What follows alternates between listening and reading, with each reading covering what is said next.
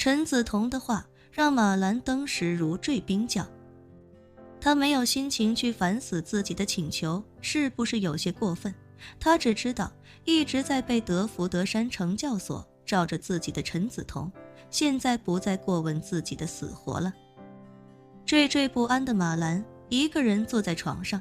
看着陈子彤三人收拾他们的个人物品，心里又慌又怕。在忐忑中熬到中午，狱警再次来到牢房。在点名结束之后，他开口对陈子彤等人说道：你们3个人的东西都收拾好了吧？你们的律师已经到了，现在可以跟我过去办手续，准备出狱了。陈子彤点了点头，开口道：我们都收拾好了，现在就可以走了。好，狱警道，你们跟我来。说着便要带着陈子彤3人离开。马兰这时候连忙开口问道：有没有关于我的消息啊？什么时候把我放出去啊？女狱警一脸诧异地问道：兰姐，您不是要再等几天才出狱吗？马兰脱口道：我已经跟我女婿打过电话了，让他今天就把我弄出去，你们没有收到消息吗？女狱警摇了摇头，开口道：目前还没收到任何消息，今天你们这个监室只有陈子彤他们3个人办出狱手续，其他人没听说。马兰当时紧张起来，脱口道：小孙，麻烦你跟你们典狱长打个招呼，告诉他我的案子现在已经翻案了，嫁祸给我的那个人也已经抓到了，能不能早点把我放出去？这个女狱警尴尬地说道：兰姐，放不放人不是我们说了算的，是警方或者法院说了算，要不您待会儿吃过饭到操场打个电话给您女婿问问。马兰只能不安地点了点头，同时心里也打定主意，待会儿放风的时候一定要第一时间去给叶晨打电话，说什么都得让叶晨把自己救出去，要实在不行，起码也得让狱警把自己关到禁闭室，否则的话自己说不定真要被人打死。随后狱警带走了陈子彤3人，而其他人则开始列队前往餐厅。陈子彤3人刚走，最近一直被马兰死死压制的克洛伊便走到马兰跟前，咬着牙低声说道：姓马的，你死定了。马兰慌乱不已地说道：你不要太嚣张，我女婿很厉害的。克洛伊冷笑道：厉害又怎么样？他能进来保护你吗？如果不能，那我就先弄死你。说着，克洛伊又道：你放心，你对我做的一切，我都会10倍100倍的讨回来。我宁可在这里关一辈子不出去，也绝不会让你好过。马兰吓得魂飞魄散，双腿都不禁有些发软。而那个前狱警杰西卡此时也走上前来，恨意滔天地说道：姓马的，你女婿害我丢了工作，进了监狱，你又折磨我这么多天，今天下午回到牢房，我要打断你的狗腿，再让你用嘴把地板给我舔干净。克洛伊看向杰西卡，笑着说道：杰西卡，你只能打断他一条腿。杰西卡不解地问：为什么不把他2条腿都打断？我不甘心。克洛伊冷笑道：因为要把另一条腿留给我。杰西卡笑道：我是想给你留一条的，但我担心等吃过午饭去操场放风的时候，其他牢房的人会控制不住，先把他打个半死。也是，克洛伊看着马兰冷笑道：姓马的，你还不知道能不能活着回牢房呢，其他牢房被你欺负过的那些人，现在恐怕都等着教训你呢。马兰听到这话，整个人身体一软，差点摔倒在地。他恨不得立刻找地方躲起来，可是眼下正在排队去餐厅的路上，除了这一条路，根本就无处可逃。即便是想去操场给叶晨打电话求助，也必须要等到午餐结束，因为只有午餐结束之后，他们这些犯人和嫌疑犯才能进入操场。可是去操场也意味着极大的危险，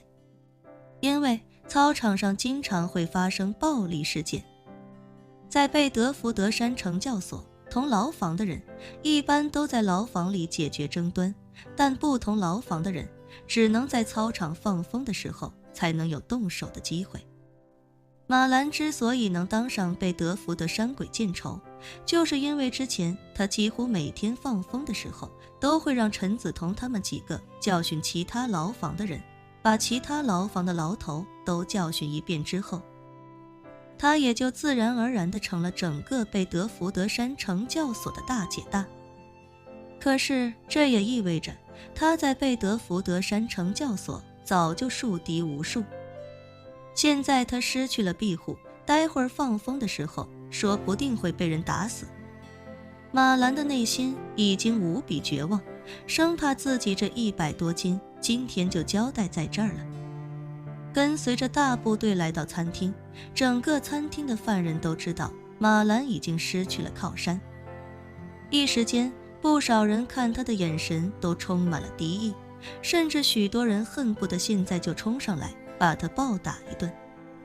而那些平时跟在马兰身边鞍前马后的人，此时也都与他保持起了距离。以前来餐厅吃饭，还有人专门替他端餐盘，现在却连一个敢跟他坐在一起的人都没了。许多人都在观察着马兰，想确认一下马兰现在到底还有没有靠山。而马兰也知道，眼下能不能找个团体融入进入，对自己来说极为重要。如果有人愿意在这时候帮自己一把，说不定自己还能多一份安全保障。马兰端着餐盘四下看了许久，看到了几个先前一直对他非常谄媚的华人同胞。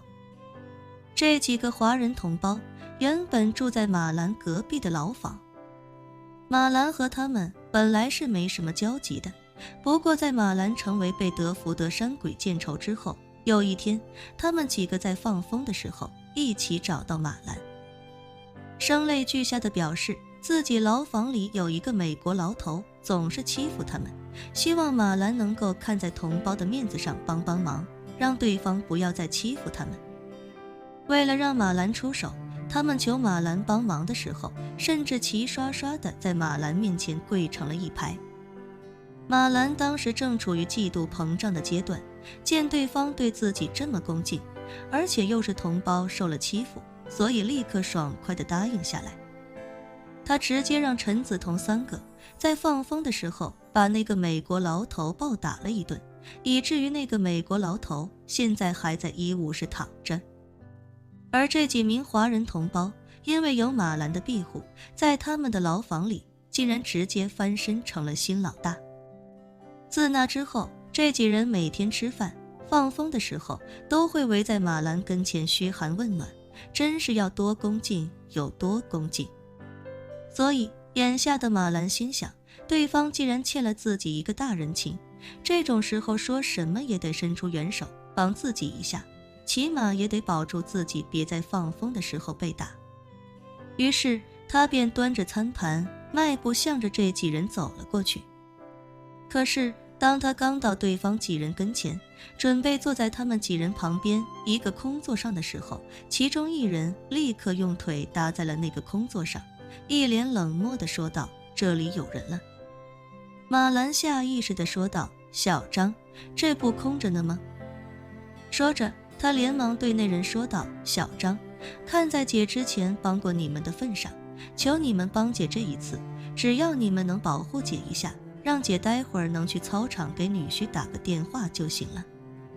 那个被称作小张的女人哼笑一声，忽然站起身来。马兰以为对方起身是要让自己坐下，正要开口道谢，却没想对方忽然夺过他手里的餐盘，直接连饭菜带餐盘整个丢进了旁边的垃圾桶里。就在马兰一脸诧异，想要追问对方为什么这么做的时候，那小张冷冷说道：“马兰，我他妈早就看你不顺眼了，仗着有几个能打的罩着你，你他妈飘得不像样子。还他妈一口一个姐的，你他妈是谁姐啊？赶紧给我有多远滚多远。”本期视频结束，欢迎订阅我的频道，这样就不会错过精彩内容。